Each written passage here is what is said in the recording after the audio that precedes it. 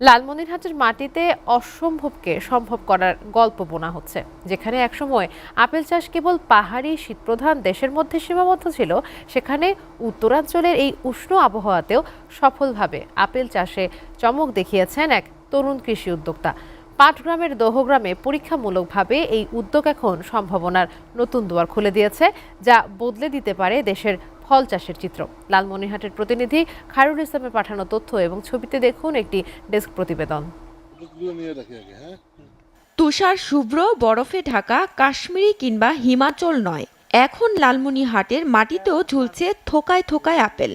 প্রতিকূল আবহাওয়ায় আপেল চাষ অসম্ভব এমন ধারণাকে তুড়ি মেরে উড়িয়ে দিয়েছেন দহগ্রাম অ্যাগ্রো ফার্ম অ্যান্ড নার্সারির শতাধিকরি আব্দুল আলিম। যেখানে একসময় ধান, ভুট্টা কিংবা সবজি চাষই ছিল প্রধান, সেখানে এখন পরীক্ষামূলকভাবে শুরু হওয়া আপেল বাগান বদলে দিয়েছে দৃশ্যপট। অদম্য চেষ্টা আর নতুন কিছু করার সাহসী এনে দিয়েছে এই সাফল্য। আলহামদুলিল্লাহ সফলভাবে আপেল ধরেছে আমার বাগানে। আমি আপেল গত বছরও খেয়েছি, এবছরও খেয়েছি এবং বর্তমানে এখন আমার বাগানে আপেল আছে। আমি এটা অরিজিনাল ডরসেট গোল্ডেন এবং অরিজিনাল আন্না জাতের আপেলটা আমি ইন্ডিয়া থেকে সংগ্রহ করেছি। জেলায় পাটগ্রাম উপজেলার দহগ্রাম এলাকায় কৃষি উদ্যোক্তা আব্দুল আলিমের এই সাফল্য এলাকায় চাঞ্চল্য সৃষ্টি করেছে। স্থানীয়রা জানান, এখানকার আপেল স্বাদে ও গুণে বাজারে আমদানি করা আপেলের চেয়ে কোনো অংশে কম নয়, বরং বেশি রসালো। চারা থেকে গত বছর আমাদের দেশে আপেল প্রথম হয় আমাদের কাছে। আমাদের বাংলাদেশি আপেলটাই খুবই সুস্বাদু, ভালোই লাগলো।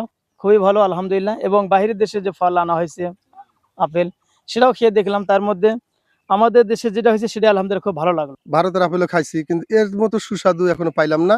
এটাই প্রথম আমার জীবনে। 10 শতক জমিতে 35টি আপেল গাছ লাগিয়ে এই উদ্যোক্তা প্রতিটি গাছ থেকে 5 থেকে 6 কেজি করে আপেল সংগ্রহ করেছেন।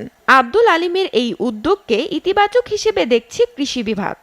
বসতবাড়িতেও যদি ব্যক্তিগতভাবে কেউ লাগায়, তাহলে সেখানে বিদেশি জাতের আপেল ফল পেতে পারে এবং এতে করে দেখেন আমরা ফ্রেশ আপেল পাবো।